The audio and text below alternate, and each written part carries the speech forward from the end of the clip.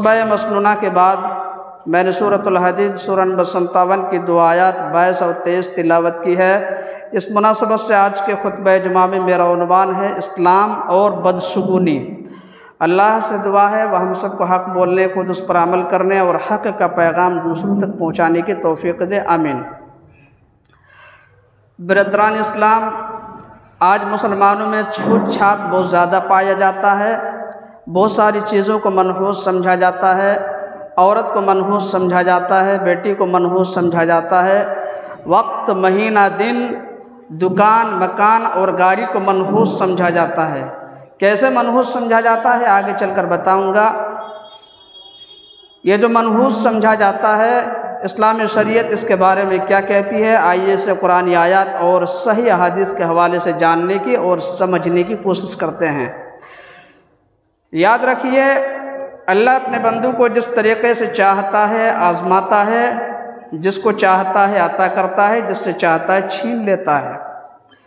اللہ نے کہا قل اللہم مالک الملک تؤتی الملک من تشاء وتنزع الملک ممن تشاء وتعز من تشاء وتذل من تشاء بیدک الخیر انک علی کل شیء قدیر۔ سورہ آل عمران سورہ نمبر 3 آیت 26۔ اے اللہ، تو بادشاہوں کا بادشاہ ہے، تو جسے چاہے سلطنت دے دے، ملک دے دے، حکومت دے دے، جس سے چاہے چھین لے، تو جسے چاہے عزت دے، جسے چاہے ذلیل کر دے، ساری بھلائیاں تیرے ہی ہاتھ میں ہیں اور تو ہر چیز پر قادر ہے۔ معلوم ہوا سب کچھ اللہ کے اختیار میں ہے، سب کچھ اللہ کے ہاتھ میں ہے۔ تو جب سب کچھ اللہ کے اختیار میں ہے تو ہمیں اور آپ کو ہرگز کسی کے بارے میں یہ نہیں کہنا ہے کہ فلاں کی وجہ سے مجھے نقصان ہو گیا، فلاں کی وجہ سے میرا گھاٹا ہو گیا، اگر میں وہاں ہوتا تو ایسا نہ ہوتا۔ اگر مگر یہ شیطان کی ڈگر ہے۔ یاد رکھیے، نفع نقصان کا مالک کوئی انسان نہیں ہے، کوئی ولی نہیں ہے، کوئی بابا نہیں ہے، کوئی پیر و مرشد نہیں ہے، کوئی فقیر نہیں ہے، حتیٰ کہ نبیوں کے سردار، انسانوں اور جنات کے سردار، بلکہ پوری کائنات کے سردار حضرت محمد صلی اللہ علیہ وسلم بھی دوسروں کے نفع نقصان کے مالک تو دور کی بات، خود اپنے نفع نقصان کے بھی مالک نہ تھے۔ اللہ نے کہا قل لا املک لنفسی نفعا ولا ضرا الا ما شاء اللہ ولو كنت اعلم الغیب لاستكثرت من الخیر وما مسنی السوء ان انا الا نذیر وبشیر لقوم یؤمنون۔ سورۃ الاعراف سورہ نمبر 7 آیت نمبر 188۔ کہہ دیجئے نبی صلی اللہ علیہ وسلم کہ میں تو خود اپنے نفع نقصان کا بھی مالک نہیں سوائے اس کے جو اللہ چاہے، نہ میرے پاس غیب کا علم ہے۔ اگر میرے پاس غیب کا علم ہوتا تو بہت ساری بھلائیاں اکٹھی کر لیتا اور مجھے کبھی کوئی تکلیف نہ پہنچتی۔ اللہ اکبر۔ میرے بھائیو، ذرا غور کیجئے، اللہ اپنے نبی کے بارے میں لوگوں کو، اپنے بندوں کو یہ بتانا چاہتا ہے کہ میرے نبی نہ مختار کل ہیں نہ عالم الغیب ہیں، لیکن آج کچھ لوگوں کا یہ عقیدہ ہے کہ نبی صلی اللہ علیہ وسلم مختار کل بھی ہیں اور عالم الغیب بھی ہیں، لیکن اللہ تعالیٰ ان لوگوں کے عقیدے کا رد کر رہا ہے کہ نبی نہ عالم الغیب تھے، نبی نہ مختار کل تھے۔ اگر ایسا ہوتا تو اے نبی آپ کہہ دیجئے کہ مجھے کبھی کوئی تکلیف نہ پہنچتی۔ اور نبی صلی اللہ علیہ وسلم کو کب کب تکلیف پہنچی ہے؟ آپ احادیث کی کتابیں مطالعہ کر لیں، سیرت کی کتابیں کھول کر دیکھ لیں، تاریخ کی کتابوں کی ورق گردانی کر لیں، آپ کو معلوم ہو جائے گا۔ اگر میں ادھر جاؤں گا تو وقت نکل جائے گا اور جو اہم باتیں ہیں وہ نہیں بتا پاؤں گا۔ تو نبی صلی اللہ علیہ وسلم کو کب کب تکلیف پہنچی ہے آپ جا کے پڑھیے حدیث کی کتابیں، آپ کو معلوم ہو جائے گا۔ اب سوال یہ پیدا ہوتا ہے، جب نبی عالم الغیب نہیں ہیں، نبی جب مختار کل نہیں ہیں تو پھر کیا ہیں؟ کس لیے اللہ نے آپ کو بھیجا؟ تو آگے اللہ نے بتا دیا کہ اے نبی آپ بتا دیجئے کہ میں تو صرف ڈرانے والا اور خوشخبری دینے والا بنا کر بھیجا گیا ہوں ان لوگوں کو جو ایمان لائیں۔ یعنی نبیوں کا کام کیا تھا؟ رسولوں کا کام کیا تھا؟ اللہ کا پیغام اللہ کے بندوں تک پہنچا دینا، یہ نبیوں کا کام تھا، یہ رسولوں کا کام تھا، اللہ کا پیغام اللہ کے بندوں تک پہنچا دینا۔ تو نبی صلی اللہ علیہ وسلم کے بارے میں جو لوگ غلط عقیدہ رکھے ہوئے ہیں انہیں اپنے غلط عقیدے سے فوراً توبہ کر لینی چاہیے۔ اس طرح کی بے شمار آیات اور بھی موجود ہیں قرآن کریم میں۔ اسی طرح یاد رکھیے ہر چیز تقدیر کا لکھا ہوا ہے اور تقدیر کے لکھے ہوئے کو کوئی مٹا نہیں سکتا۔ شاعر کہتا ہے مدعی لاکھ برا چاہے تو کیا ہوتا ہے، مدعی لاکھ برا چاہے تو کیا ہوتا ہے، وہی ہوتا ہے جو منظور خدا ہوتا ہے۔ نور حق شمع الہی کو بجھا سکتا ہے کون، نور حق شمع الہی کو بجھا سکتا ہے کون، جس کا حامی ہو خدا اس کو مٹا سکتا ہے کون۔ فانوس بن کے جس کی حفاظت ہوا کرے، فانوس بن کے جس کی حفاظت ہوا کرے، وہ شمع کیا بجھے جسے روشن خدا کرے۔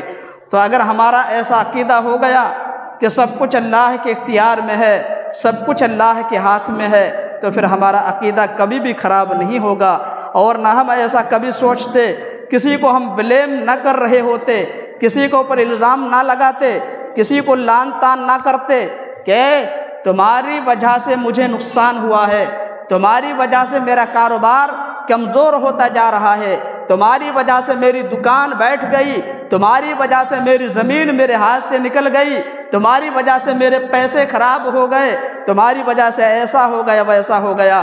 ہم اور آپ ایک دوسرے کو بلیم کرتے رہتے ہیں۔ اگر نقصان کہیں ہوتا ہے تو اس طریقے سے ہم اور آپ ایک دوسرے کو لان تان کر رہے ہوتے ہیں۔ اگر ہمارا عقیدہ صحیح ہو جائے تو ہم ہرگز ایسا نہیں کہیں گے۔ میرے بھائی یاد رکھیے اللہ نے بھی یہی کہا کہ انسان کے ساتھ جو کچھ بھی ہوتا ہے وہ اس کی تقدیر میں، اس کی قسمت میں لکھا ہوا ہے۔ اللہ نے کہا قُل لَن يُصِيبَنَا إِلَّا مَا كَتَبَ اللَّهُ لَنَا هُوَ مَوْلَانَا وَعَلَى اللَّهِ فَلْيَتَوَكَّلِ الْمُؤْمِنُونَ۔ سورۃ التوبہ سورہ نمبر 9 آیت نمبر 51۔ کہہ دیجئے اے نبی صلی اللہ علیہ وسلم ہمیں ہرگز کوئی مصیبت نہیں پہنچ سکتی سوائے اس کے جو اللہ نے ہماری قسمت میں لکھ رکھا ہے، وہی ہمارا کارساز ہے۔ کام بنانے والا کون؟ اللہ۔ بگڑی بنانے والا کون؟ اللہ۔ آخر میں اللہ نے کہا وَعَلَى اللَّهِ فَلْيَتَوَكَّلِ الْمُؤْمِنُونَ، اگر مومن ہو تو اللہ پہ بھروسہ کرو۔ دیکھیے کتنے دو ٹوک انداز میں اللہ نے کہہ دیا کہ جو مومن ہوگا، مسلمان ہوگا، وہ اللہ پہ بھروسہ کرے گا، اور جو اللہ پہ بھروسہ نہیں کرے گا وہ مومن نہیں ہو سکتا، وہ مسلمان نہیں ہو سکتا۔ اسے اپنے ایمان کی خیر بنانی چاہیے۔ بلکہ ہم اور آپ جب ماں کے پیٹ میں تھے اسی وقت لکھ دیا گیا تھا کہ ہم کیا کرنے والے ہیں اور ہمارے ساتھ کیا کیا ہو سکتا ہے۔ ایک حدیث سن لیجئے، معلوم ہو جائے گا۔ عن عبداللہ بن مسعود رضی اللہ تعالیٰ عنہ قال قام فینا رسول اللہ صلی اللہ علیہ وسلم فقال لا يعدی شیء شیئا فقال اعرابی یا رسول اللہ البعیر اجرب الحشفة یدنیہ فیجرب الابل کلہا قال فمن اجرب الاول قال لا عدوى ولا سفر خلق اللہ كل نفس فكتب حیاتها ورزقها ومصائبها رواہ الترمذی فی کتاب القدر چیپٹر نمبر 30 حدیث نمبر 2143۔ سیدنا عبداللہ بن مسعود رضی اللہ عنہ بیان کرتے ہیں اللہ کے رسول صلی اللہ علیہ وسلم ہمارے درمیان کھڑے ہوئے، کس لیے؟ ہمیں واعظ و نصیحت کرنے کے لیے، ہمیں سمجھانے کے لیے۔ تو آپ صلی اللہ علیہ وسلم نے واعظ و نصیحت کرتے ہوئے ارشاد فرمایا لوگوں یاد رکھو کسی کی بیماری کسی کو نہیں لگتی۔ کیا مطلب ہے؟ مطلب یہ ہے کسی کو کوئی بیماری ہے تو وہ بیماری اپنے آپ کسی اور کو نہیں لگ جاتی جب تک کہ اللہ کا حکم نہ ہو جائے۔ جیسے کسی کو ٹی بی کی بیماری ہے، کسی کو ایڈز کی بیماری ہے، کسی کو کینسر کی بیماری ہے، کسی کو فنگلس ہیں، تو میرے بھائیو یاد رکھیے کہ یہ بیماریاں کسی دوسرے میں ٹرانسفر اس وقت تک نہیں ہوتی جب تک کہ اللہ کا حکم نہ ہو جائے۔ لیکن آج بہت سے لوگ اس چیز کو مانتے ہیں، اور میں نے خود اپنی آنکھوں سے دیکھا ہے کہ اگر کسی کو ٹی بی کی بیماری ہے، اگر کسی کو کینسر ہے، میں نے اپنی آنکھوں سے دیکھا کہ اس کے گھر والوں نے اس کا گلاس الگ کر دیا ہے، اس کی پلیٹ الگ کر دی ہے، اس کا لوٹا الگ کر دیا ہے، اور اس کا بستر وغیرہ سب الگ کر دیا ہے۔ کیوں؟ اگر اس کے قریب رہیں گے یا ایک ساتھ کھانا پینا کریں گے تو یہ بیماری ہمیں بھی ہو سکتی ہے۔ میرے بھائیو یہ کہاں سے لے لیا آپ نے؟ بیمار کرنے والا اللہ، بیماری سے شفا دینے والا اللہ کے حکم سے ہوتا ہے، اس لیے اپنا عقیدہ صحیح کر لیجئے۔ بہرحال جب اللہ کے رسول صلی اللہ علیہ وسلم نے فرمایا کہ کسی کی بیماری کسی کو نہیں لگتی، تو وہاں ایک دیہاتی موجود تھا، کھڑا ہو کے کہنے لگا، اللہ کے رسول، ایک اونٹ جس کی شرمگاہ میں کھجلی ہے، کھجلی جانتے ہیں کہ نہیں؟ بڑی بے شرم اور بے حیا بیماری ہے۔ جس کو کھجلی ہے یا ہو چکی ہے اس کو اچھی طرح معلوم ہے، جب کھجلی مچتی ہے تو آدمی کچھ نہیں دیکھتا، نہ دائیں دیکھتا ہے، نہ بائیں دیکھتا ہے، نہ آگے دیکھتا ہے، نہ پیچھے دیکھتا ہے، بس کھجلانے میں مست رہتا ہے۔ اسی طرح جس کو یہ بیماری ہے اسے نہ کھاتے ہوئے سکون ملتا ہے، نہ سوتے ہوئے سکون ملتا ہے، نہ بیٹھتے ہوئے سکون ملتا ہے، نہ سوتے ہوئے سکون ملتا ہے، نہ جاگتے ہوئے سکون ملتا ہے، ہر وقت پریشان رہتے ہیں۔ تو اس دیہاتی آدمی نے کہا، اللہ کے رسول، ایک اونٹ ہے جس کی شرمگاہ میں کھجلی ہے، جب وہ اچھے اونٹوں میں جاتا ہے تو سارے اونٹوں کو وہ بیماری ہو جاتی ہے، سارے اونٹ خارش زدہ ہو جاتے ہیں، تمام اونٹوں کو کھجلی ہو جاتی ہے، اور آپ کہہ رہے ہیں کہ کسی کی بیماری کسی کو نہیں لگتی، بات سمجھ میں نہیں آ رہی ہے۔ تو اللہ کے رسول صلی اللہ علیہ وسلم نے اس سے پوچھا، اچھا یہ بتاؤ، پہلے اونٹ کو جو کھجلی ہے وہ کھجلی اس کے پاس کہاں سے آئی؟ پہلے اونٹ کو جو کھجلی ہوئی ہے وہ کھجلی اسے کہاں سے لگی؟ وہ شخص خاموش رہا۔ تو اللہ کے رسول صلی اللہ علیہ وسلم نے فرمایا، یاد رکھو کسی کی بیماری کسی کو نہیں لگتی، چھوت چھات کی کوئی اہمیت نہیں ہے۔ آج ہمارے سماج میں بہت زیادہ چھوت چھات مانا جاتا ہے۔ اللہ کے رسول صلی اللہ علیہ وسلم فرما رہے ہیں کہ لا ادبا، چھوت چھات کی کوئی اہمیت نہیں ہے، اور سفر کا مہینہ منحوس نہیں۔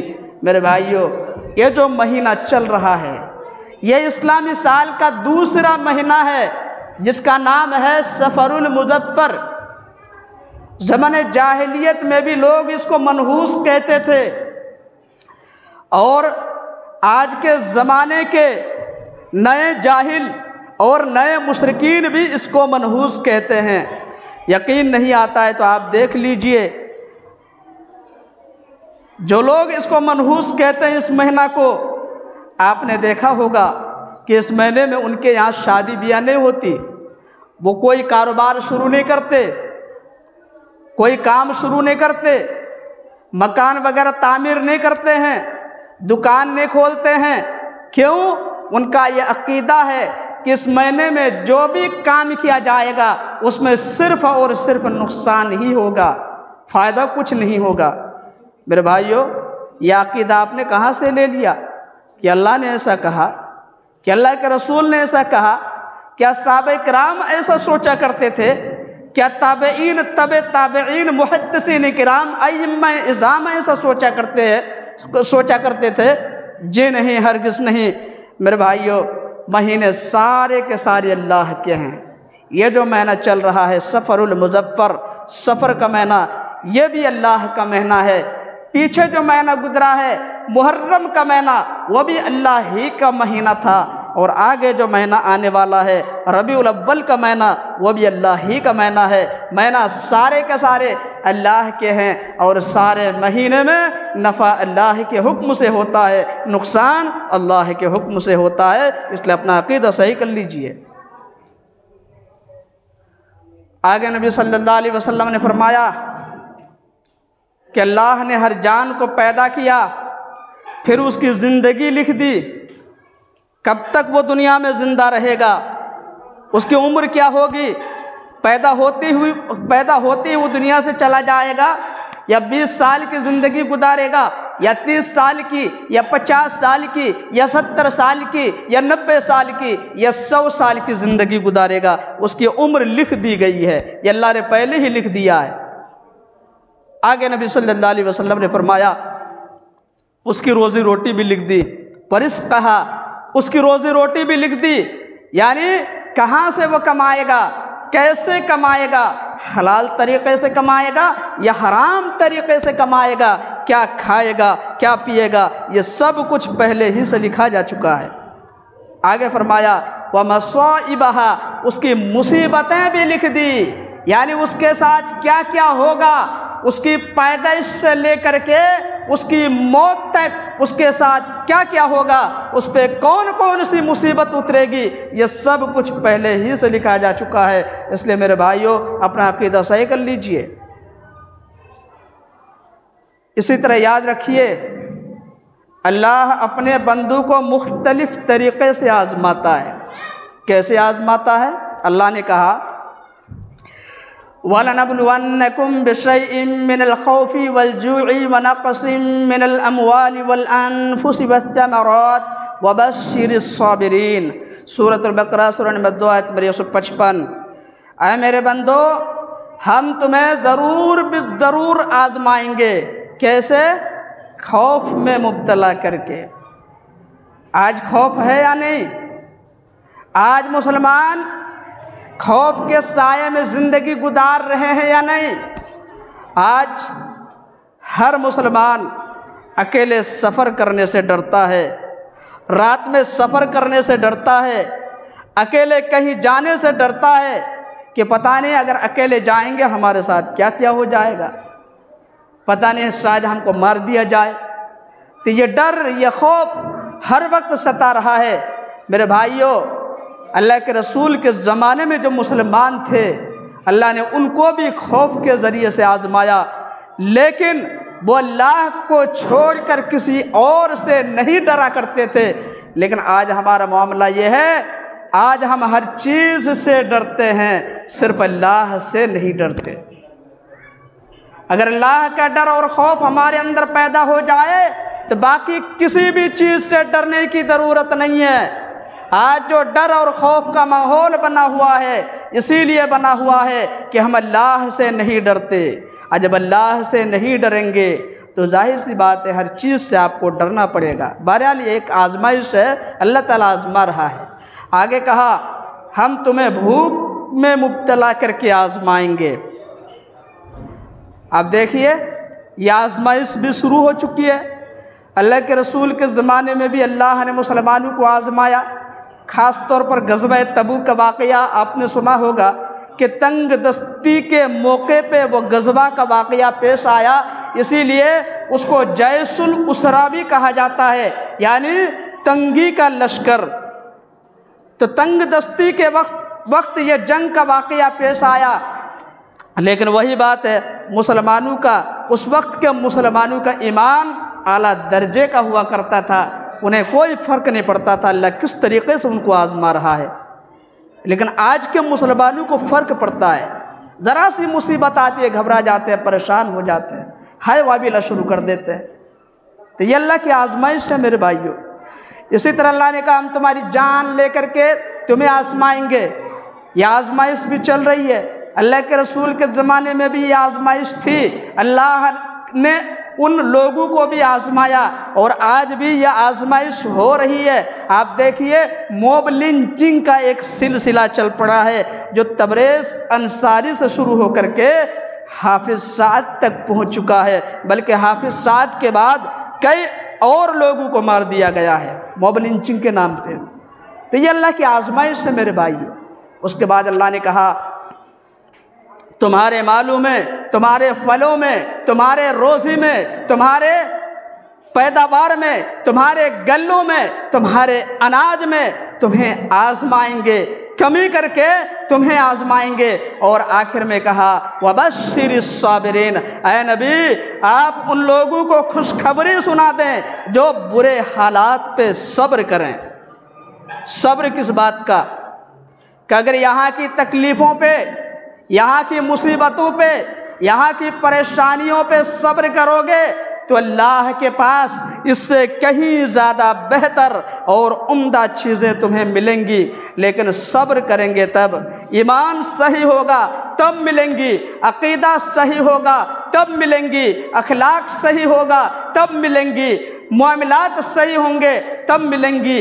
ورنہ جیسی حالت ہے آج مسلمانوں کے، جیسے یہاں پریشان ہیں، یہاں ذلت و رسوائی کی زندگی گزار رہے ہیں، یہاں ذلت کی مار پڑ رہی ہے، وہاں بھی ذلت کی مار پڑے گی، یہاں بھی بے سکون وہاں بھی بے سکون۔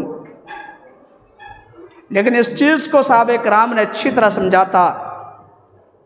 جب جب اللہ کی طرف سے کوئی آزمائش آئی، اللہ کی طرف سے ان کا جب بھی کوئی امتحان لیا گیا، وہ تمام امتحانات میں کامیاب ہوئے، تمام آزمائشوں پہ کھرے اترے۔ اسی لیے اللہ نے دنیا ہی میں ان کو جنت کی بشارت دے دی۔ لیکن ہم اور آپ ذرا سی مصیبت آتی ہے، پریشانی آتی ہے، گھبرا جاتے ہیں، پریشان ہو جاتے ہیں، اور کیا کہتے ہیں کہ اللہ کو کیا ہم ہی ملے ہیں، اللہ ہم ہی کو آزما رہا ہے۔ بار بار مصیبت ہم پہ نازل ہو رہی ہے، اور کچھ جاہل قسم کے لوگ تانا بھی دیتے ہیں کہ دیکھو بھائی بڑے نمازی ہیں، بڑے قرآنی ہیں، بڑے زکاتی ہیں، ہر وقت کتاب و سنت کا، قرآن و حدیث کا لیکچر دیتے رہتے ہیں، لیکن دیکھو یہ خود کتنا پریشان ہے۔ ہم بھی سوچتے ہیں بات تو صحیح ہے یار، ہم تو 5 وقت کی نماز پابندی سے پڑھتے ہیں، 5 وقت کی نماز پڑھنے کے بعد اللہ سے رو رو کے دعائیں کرتے ہیں، ہر رات کو اٹھ کر کے تہجد کی نماز پڑھتے ہیں، تہجد کی نماز کے بعد اللہ سے دعائیں کرتے ہیں۔ اسی طرح ہر سال رمضان آتا ہے تو رمضان کے روزے رکھنے کے ساتھ ساتھ نفل روزے بھی رکھتے ہیں۔ اسی طرح ہر سال اپنے مالوں کی زکوٰۃ بھی نکالتے ہیں۔ ماشاءاللہ ہم نے حج بھی کر رکھا ہے، غربا فقراء مساکین کی مدد بھی کرتے ہیں، لیکن ساری مصیبتیں ہم پہ نازل ہو رہی ہیں۔ مصیبت ہے کہ ختم ہونے کا نام نہیں لے رہی ہے، آزمائش ہے کہ ختم ہونے کا نام نہیں لے رہی ہے، گھبرا جاتے ہیں کہ نہیں؟ میرے بھائیوں، جب اللہ نے اپنے نبیوں کو آزمایا ہے، اپنے رسولوں کو آزمایا ہے، صالحین کو آزمایا ہے، متقی لوگوں کو آزمایا ہے، تو کیا ہمیں اور آپ کو بغیر آزمائش کے یوں ہی ہمیں چھوڑ دے گا؟ ہرگز نہیں میرے بھائیوں۔ اللہ اس لیے آزماتا ہے تاکہ دودھ کا دودھ اور پانی کا پانی الگ ہو جائے۔ کون شیطان کا بندہ ہے، کون اللہ کا بندہ ہے، کون شیطان کا پیروکار ہے، اور کون اللہ کی مرضی کے مطابق زندگی گزارتا ہے، یہ واضح ہو جائے۔ اسی لیے اللہ اپنے بندوں کو آزماتا ہے، اور سب سے زیادہ اللہ نے نبیوں کو آزمایا ہے۔ قرآن کریم میں کتنے واقعات موجود ہیں، جیسے حضرت ایوب علیہ السلام کے واقعات، حضرت ایوب علیہ السلام کا واقعہ قرآن کریم میں موجود ہے۔ 18 سال تک بیمار رہے، اللہ اکبر۔ آج ہم اور آپ 18 دن بھی بیمار نہیں ہوتے، 18 گھنٹے بھی بیمار نہیں ہوتے، شکوہ شکایت کی ایک لمبی لسٹ کھول کے بیٹھ جاتے ہیں۔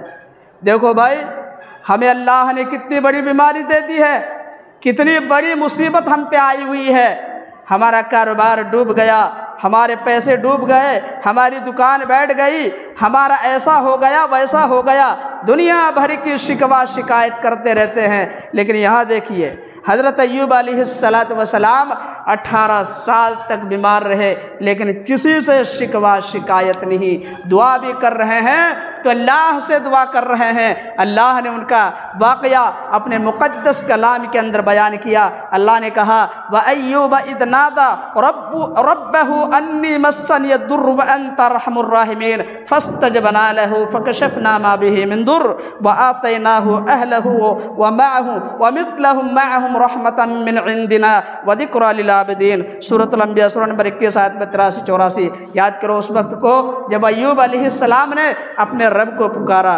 پتہ چلا میرے بھائیوں، ہمیں اور آپ کو بھی اپنے رب کو پکارنا چاہیے۔ اگر تکلیف میں ہے، مصیبت میں ہے، پریشانی میں ہے تو ہمیں بھی اپنے رب کو پکارنا چاہیے۔ ہاں، دوا بھی کرائیے، علاج بھی کرائیے، لیکن ساتھ ہی ساتھ آپ کا عقیدہ یہ ہونا چاہیے کہ ڈاکٹر کے ہاتھ پہ شفا دینے والا بھی اللہ ہے، دواؤں میں ٹھیک ہونے کی تاثیر پیدا کرنے والا بھی اللہ ہے۔ یہ ہمارا اور آپ کا عقیدہ ہونا چاہیے۔ بہرحال حضرت ایوب علیہ السلام نے اپنے رب کو پکارا، پروردگار مجھے بہت تکلیف پہنچی ہے، میں بہت زیادہ تکلیف میں ہوں، پروردگار میری بیماری بڑھتی جا رہی ہے، تیرے علاوہ میری بیماری کوئی ٹھیک نہیں کر سکتا، پروردگار میری بیماری ٹھیک کر دے، مجھے شفاء کلی عطا فرما۔ تو اللہ نے کہا فاستجبنا لہ فکشفنا ما بہ من ضر، تو ہم نے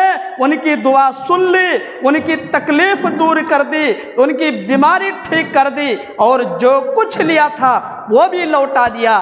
آگے فرمایا وَذِكْرَىٰ لِلْعَابِدِينَ، اللہ کے بندو کے لیے اس واقعہ میں نصیحت ہے۔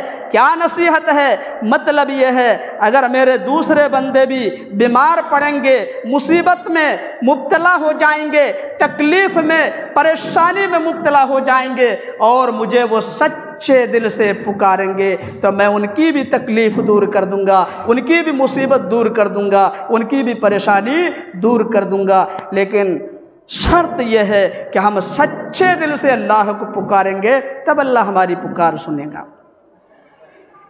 بہرحال میرے بھائیوں، ہمارا اور آپ کا یہ عقیدہ ہونا چاہیے کہ بیمار کرنے والا بھی اللہ، شفا دینے والا بھی اللہ، شفا کسی کے ہاتھ میں نہیں ہے۔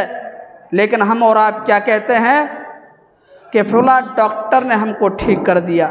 جی نہیں میرے بھائیوں، اپنا عقیدہ صحیح کیجئے، بلکہ یہ کہیے کہ فلاں ڈاکٹر کے ہاتھ پہ اللہ نے شفا رکھ دی، حقیقت میں اللہ نے ٹھیک کیا، شفا دینے والا حقیقت میں اللہ ہے، ورنہ کتنے ڈاکٹر گزر جاتے ہیں، کتنے ڈاکٹر فیل ہو جاتے ہیں، بیماری ٹھیک نہیں ہوتی۔ اگر ڈاکٹر کے ہاتھ میں شفا ہوتی تو کسی بھی ڈاکٹر کے پاس آپ جاتے اور وہ آپ کو ٹھیک کر دیتا، لیکن ایسا ہوتا ہے؟ کبھی ایسا ہوتا، کبھی ایسا نہیں ہوتا ہے۔ اسی طرح ہم اور آپ کہتے ہیں کہ فلاں دوا میں لیتا ہوں، فلاں دوا میں کھاتا ہوں تو ٹھیک ہو جاتا ہوں۔ نہیں میرے بھائیو، اپنا عقیدہ صحیح کیجئے، بلکہ آپ یہ کہیے کہ فلاں دوا میں اللہ نے ٹھیک ہونے کی تاثیر پیدا کر دی ہے، تو اللہ کے حکم سے جب میں دوا لیتا ہوں تو ٹھیک ہو جاتا ہوں، ورنہ کتنی دوائیں گزر جاتی ہیں، بیماری ٹھیک نہیں ہوتی، اور کبھی کبھی جھولا چھاپ ڈاکٹر کے پاس جاتے ہیں اور وہ آپ کو یا ہمیں 30 روپے یا 50 روپے کی دوا دیتے ہیں اور ہماری بیماری ٹھیک ہو جاتی ہے۔